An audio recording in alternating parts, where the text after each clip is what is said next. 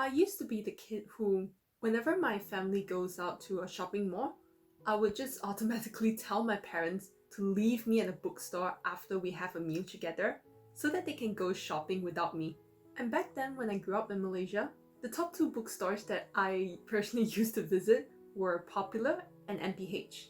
And I still remember quite vividly that once my parent has just dropped me off at the bookstore, I would just rush over to the fiction or novel section and just pick a book based on how sometimes just how pretty the cover is, or sometimes I'll just read the back of the cover to just get an idea of whether this story seems interesting enough for me to invest my time in.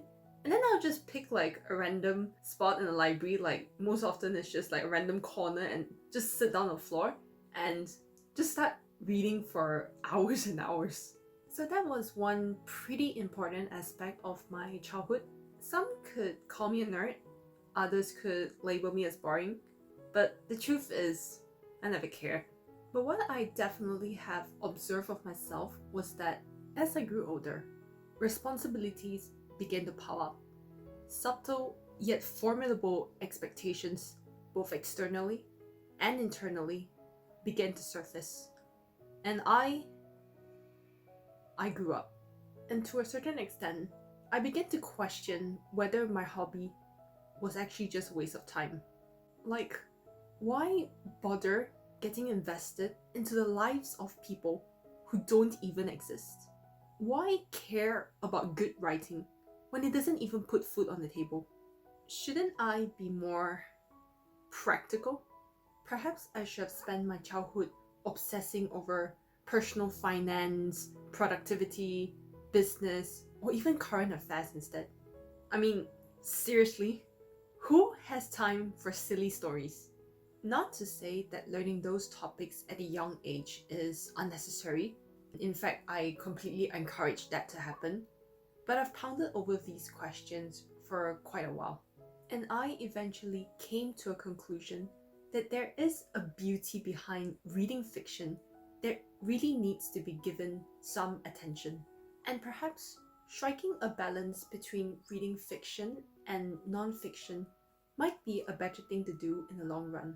Hey friends, welcome back to my YouTube channel. If you're new here, my name is Bianca, and today I'd like to share a bit about why I believe that reading fiction should never be seen as a waste of time, and my reasons supporting this perspective. Let's get right into it. So first things first, I see fiction as an interesting shortcut to access someone else's internal world and to follow their lives over a certain period of time.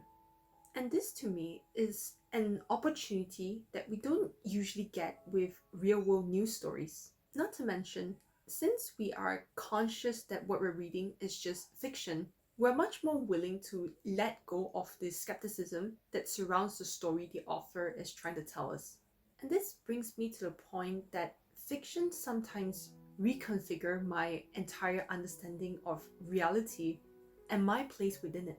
And that's because fiction transports me to think beyond my prior experiences and previously held beliefs.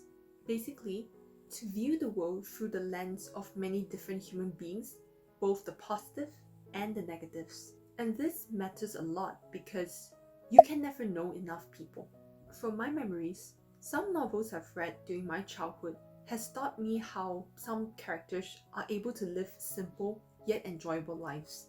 I travelled to the Swiss Alps with Johanna Spyri in her book Heidi, and explored the Red Rock Lakes in Montana through the eyes of a cop as I read The Trumpet of the Swan. I have also followed characters who went on to mischievous yet exciting adventures, just like how Hiccup Horrendous Haddock III did in How to Train Your Dragon, or how Sun Wukong has also done so in The Journey to the West, or 西游记. And I have definitely been one of those kids who have waited desperately for a Hogwarts admissions letter at the age of 11. I'm still waiting, you know. On the other hand, fiction has also pushed me to consider tough perspectives.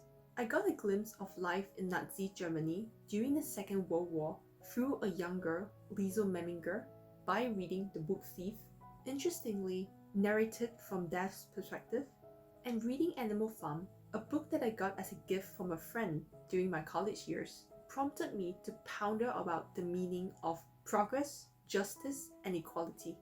And because of fiction, I traveled to many wonderful places, both real and not real, as well as learn more about other views, interests, and experiences while sitting on the cold floors of a Malaysian bookstore during a Sunday afternoon.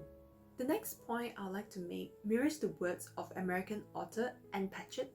She writes that reading fiction not only develops our imagination and creativity, it gives us the skills to be alone. It gives us the ability to feel empathy for people we have never met, living lives we couldn't possibly experience for ourselves, because the book puts us inside the character's skin. I have to admit that I am someone who occasionally struggles to connect with people. I can be socially awkward at times, and I too have been guilty of making bold but false assumptions of others and their intentions at certain points in my life. That being said, I see fiction as a medium to teach us to see the world as others. There have been a lot of studies and discussion on how reading fiction actually helps to increase empathy, social cognition, as well as reduce prejudice and bias. And these, to me, are all big wins. Moving on, the final point that I'd like to make is that reading fiction is probably one of the best ways for you to get a temporary, yet super entertaining escape from the day-to-day stresses of your life, whilst allowing you to build on your cognitive functioning.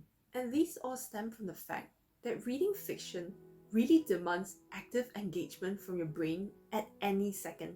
As opposed to mindlessly watching Netflix or scrolling through your social media, you are placed in a position where you got to use your creativity in order to visualize the scene that the author is trying to describe to you. And well-written storylines, especially those involving a little bit of mystery or thriller, could actually indirectly teach you to connect the dots between different events and pieces of information. So perhaps reading fiction does actually make us better people.